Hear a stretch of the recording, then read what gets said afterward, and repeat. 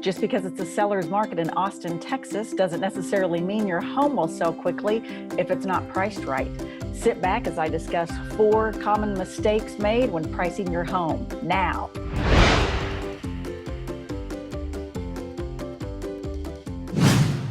Hey y'all, Abby Husbands here. I'm a realtor in Austin, Texas, and today we're going to talk about the 4 mistakes that people made when pricing their home to put on the market.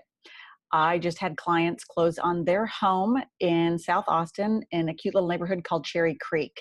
It was on the market pretty much a day before we started getting multiple offers roll in.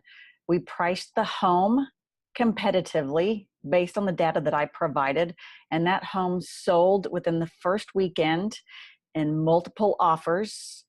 And all but one offer were substantially over asking price. So how did we do it?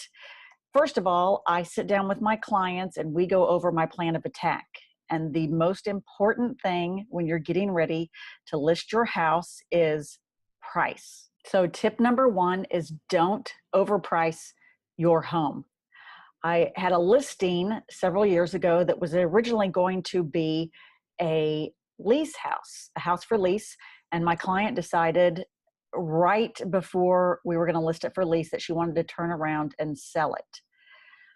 The price that she wanted for her house was substantially more than what the market data told us.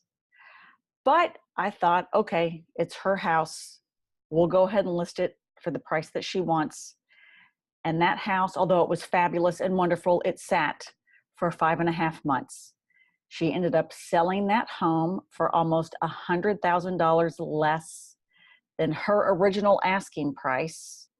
So if your home is overpriced, buyers are less likely to make an offer on that house. They're usually 90% of the time, buyers are working with realtors, and their realtors run a comp on the neighborhood to tell them what a good offer price would be. If your house is overpriced, you will not be receiving offers. Your home is going to sit, and homes that sit on the market, unfortunately, tend to have a stigma attached to them.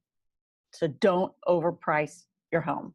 Tip number 2, use reliable data. As much as everybody loves Zillow, your Zestimate is going to be off. Might be too high, might be too low. The best thing you can do is hire a realtor. I'm not just saying that because I am one. I really believe that a realtor and appraiser, they have access to the most current data that they can use to pull from the MLS solds so that they can price your house correctly. So at least in Austin, Zillow does not have access to our MLS data. They cannot pull the sold stats. What they're doing is they're guessing on what has sold based on who knows where they get their data. A lot of times it's the list price.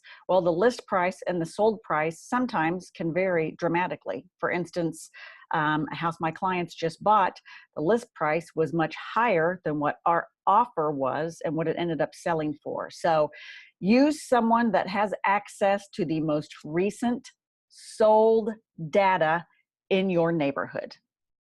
So while we're on the subject of data, tip number 3 is use reliable comps. For instance, stay within your subdivision. That's where you want to start first with the solds within the last 90 days. If you can't find anything in your subdivision, you can go outside your subdivision as long as you go to the same elementary school. So for instance, I live in Western Trails, which is a little subdivision in Austin, Texas, and right across the road from me is another subdivision. However, it's in Sunset Valley, which if you look at some of my previous videos, I did a little highlight on Sunset Valley. Those homes in that neighborhood, then that subdivision, and the homes in my subdivision go to the same elementary school. However, Sunset Valley lots are about an acre. The ones in my neighborhood are not. So that's typically not a strong comp. So you want to go for subjects that are similar. 3 and 4 bedrooms can be used to each other, same square footage. You can go up or down about 25%, but just use reliable comps is tip number 3. Tip number 4 is just remember this is a business transaction. I know that's tough to swallow, especially if you've been in your home for 20 some odd years. I've sold 6 of my own homes.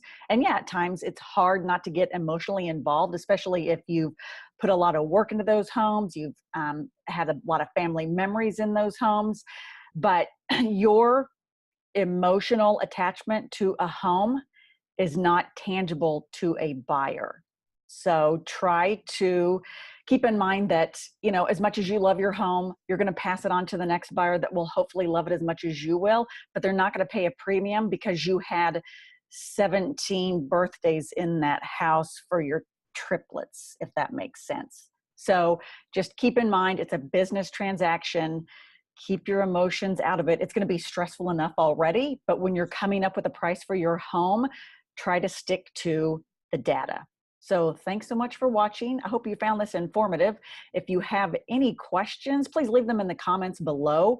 If you would like a PDF of this information, I can send it over to you. Just shoot me an email to abbyhusbands@gmail.com. If you liked this video, please give me a thumbs up, subscribe to my channel, share with your friends, and also check out my blog where I will have this transcribed by Rev.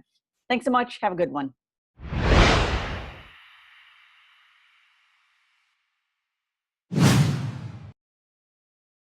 Division as long as you go to the same elementary school. However, I live in a little neighborhood called Western Trails in South Austin, and right across